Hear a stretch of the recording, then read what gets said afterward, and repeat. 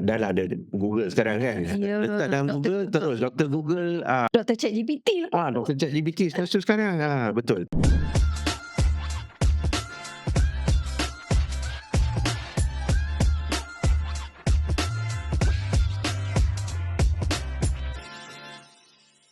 Kegagalan atau kerosakan buah pinggang ni kebanyakan mereka tak ada tanda-tanda awal.